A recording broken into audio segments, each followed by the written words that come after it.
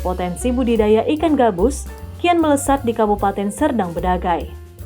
Hal ini dibuktikan banyaknya peminat dengan kandungan gizi pada ikan tersebut. Manfaat inilah yang membuat masyarakat Serdang Bedagai berinovasi mengolah ikan gabus menjadi obat-obat herbal alami yang baik untuk kesehatan tubuh.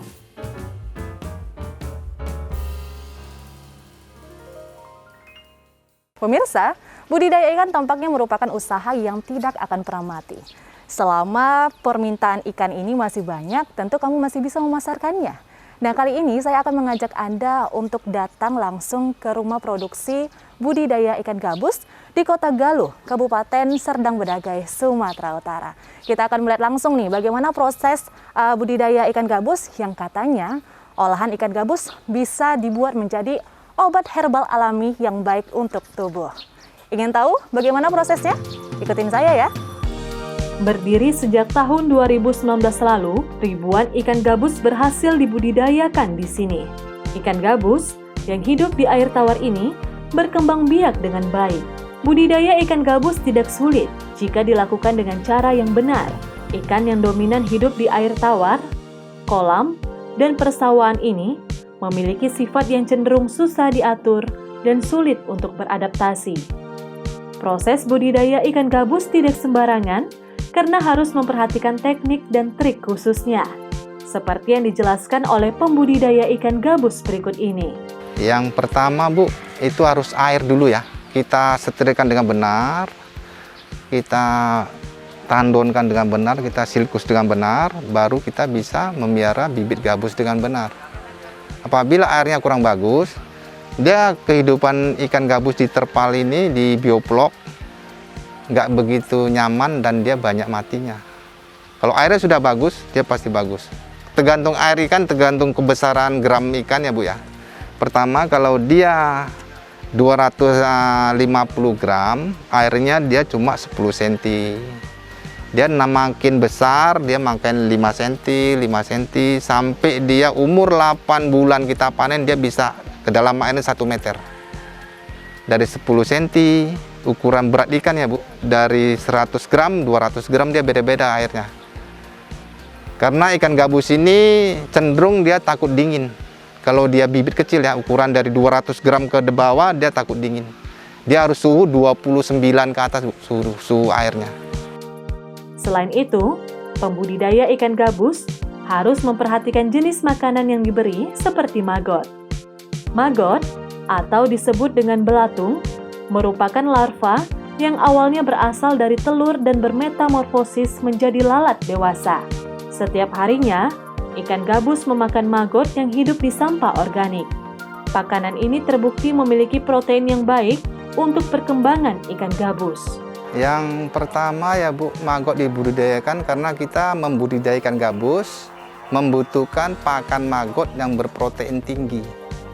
Karena kita gabus itu kalau tidak memakan protein tinggi di bioplok itu dia lama besar. Budidaya pertama ya kita 2 tahun yang lalu kita beli dari Jawa 11 kilo kepompong, 60 gram telur, itu kita bikin 2 tahun sampai sekarang.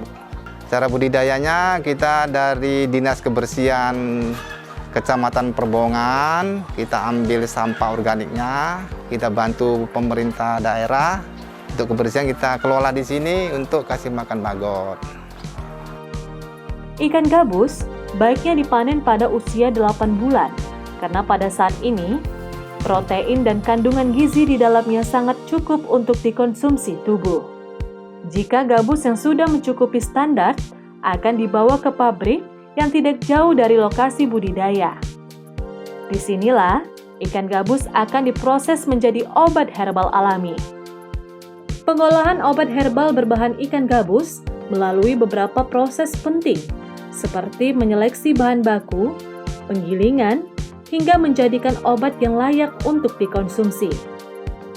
Dari riset yang melibatkan tenaga medis dan pakar gizi, menunjukkan bahwa kombinasi ekstrak ikan gabus, meniran, dan temulawak memiliki aktivitas farmakologis sebagai peningkat imun karena kaya protein atau albumin, lemak, asam amino, vitamin, untuk menjaga daya tahan tubuh dan sebagai suplemen mempercepat penyembuhan pasien COVID-19.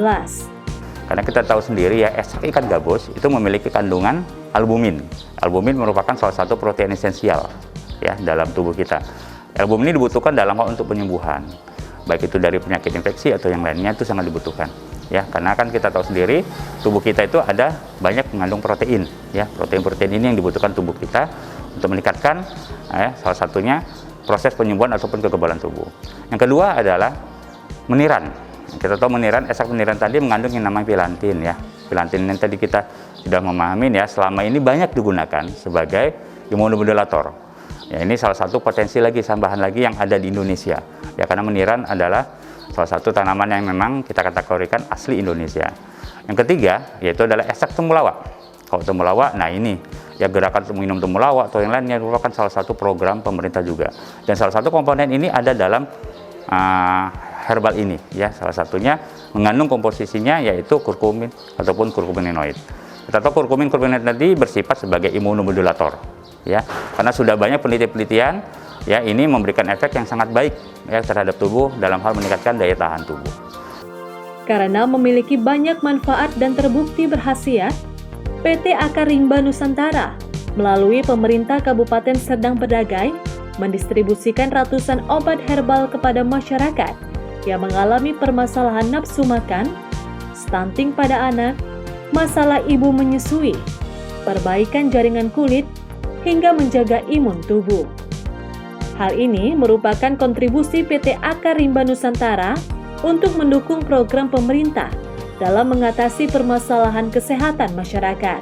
Kita di Koperasi Serdang Bedagai Mandiri Sejahtera dipercayakan PT Akar Rimba untuk mendistribusikan produk yang dihasilkan oleh PT Akar Rimba. Ini kami didirikan sesuai dengan visi misi Pak Bupati, yaitu untuk UMKM, karena kami tahu bahwa pengolahan ikan gabus juga termasuk salah satu produk UKOT yang memang pabriknya ada di Serdang Bedagai dan produknya cukup baik untuk masyarakat. Fitbimino adalah salah satu produk yang sangat dominan karena Fitbimino bisa meningkatkan kekebalan tubuh menghadapi COVID-19 dan Omikron. Kemudian kami juga menyalurkan Femuno, Fitbumin Femuno itu untuk mengatasi program stunting. Tidak hanya itu, pemerintah Serdang Bedagai menyambut positif khasiat dari ikan gabus tersebut.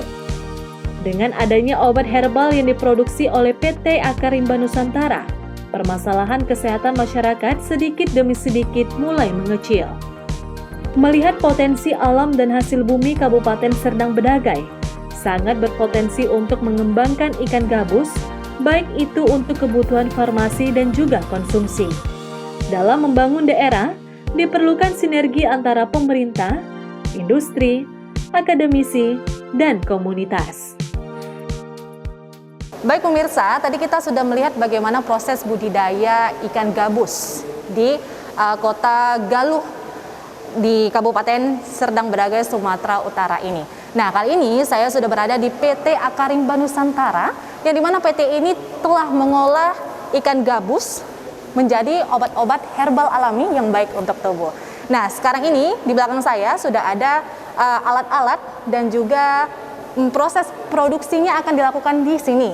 Dan tentunya bagi pengunjung yang datang akan diberi APD yang lengkap dan juga akan dipandu oleh pemilik dan juga pengawas-pengawas yang ada di sini tentunya. Nah, dari sini kita telah melihat bagaimana pemanfaatan budidaya ikan gabus dan tentunya banyak sekali manfaat-manfaat yang didapat dari ikan gabus dan bisa diolah menjadi obat-obat herbal alami. Baik, saya Emi Faradisa beserta kru yang bertugas pamit undur diri. Terima kasih dan sampai jumpa.